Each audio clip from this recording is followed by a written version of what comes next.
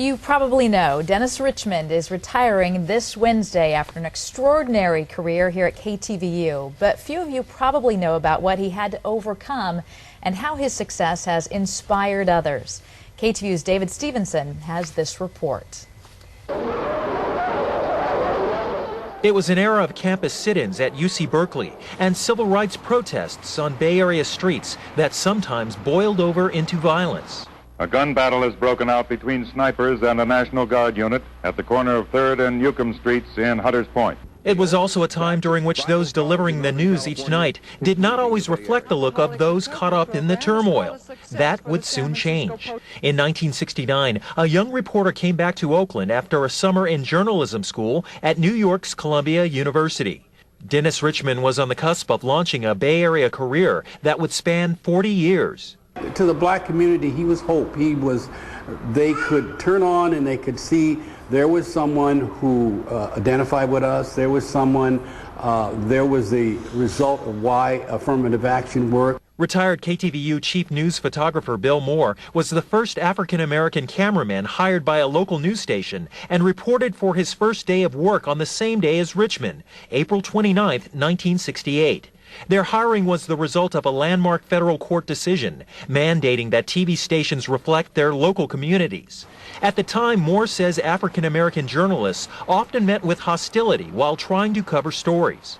Once Dennis and I approached San Quentin in a news car with markings on it, and we both had big hair then, and as they asked for our credentials, they pointed weapons at us. That's what it was like in the early days. I remember the first time that I saw it out covering a Black Panther Party rally. He was truly a phenomenon at that time because there weren't a lot of black reporters out there, so he stood out in the crowd. UC Berkeley sociology professor and former Black Panther Harry Edwards remembers that Richmond stood out so much there were suspicions that he was working for the FBI. Instead, Edwards says Richmond worked hard to earn respect. I think that everybody involved in the movement at that time came to understand him as a journalist and came to trust in the authenticity and integrity of what he would put on the air. TV news when I started was 15 minutes a day. Belva Davis became the first female African-American television reporter in the western United States in 1966 and is married to Bill Moore. She says she pushed Richmond into applying for the journalism program at Columbia University, training, she says, that set him on his path to becoming an anchoring presence of Channel 2 News.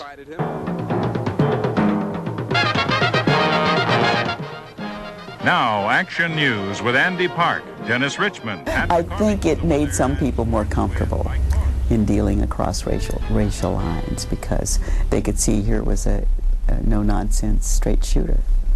Good looking, too. In other news tonight, campus police at Cal State Hayward. Davis says Richmond's legacy lies in his no-frills delivery.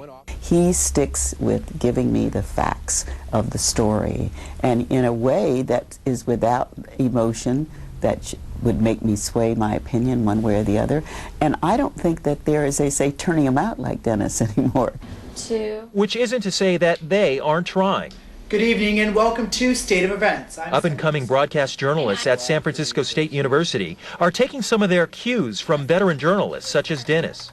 He's a bit of a role model, I would say so, because he's been around. He's gone through the changes of technology. I think they just see Dennis. He's always been there. They take it for granted.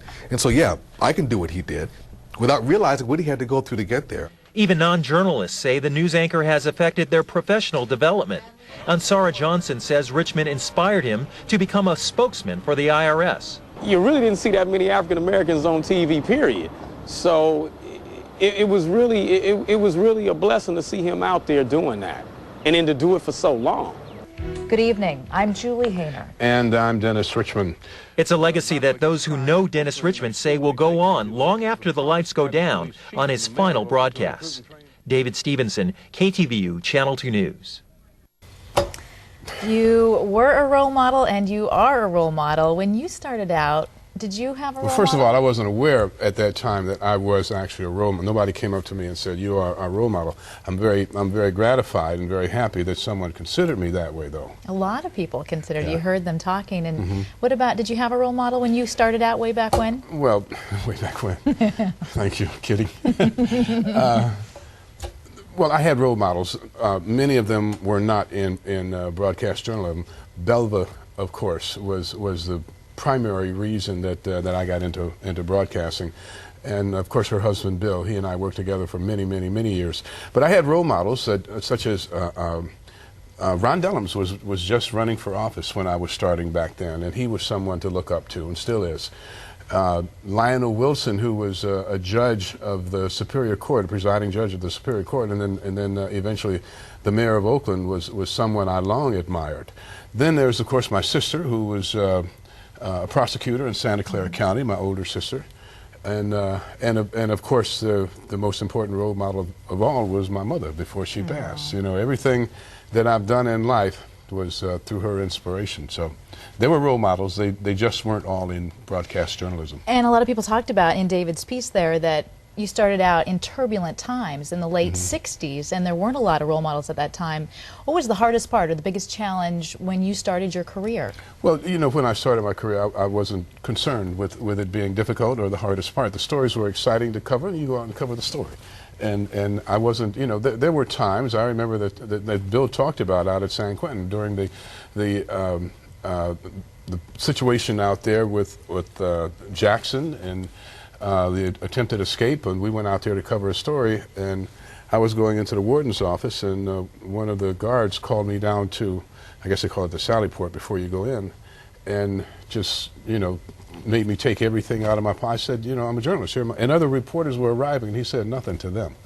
So there were times that I felt, and that was right after Jackson supposedly had a gun hidden in an afro wig.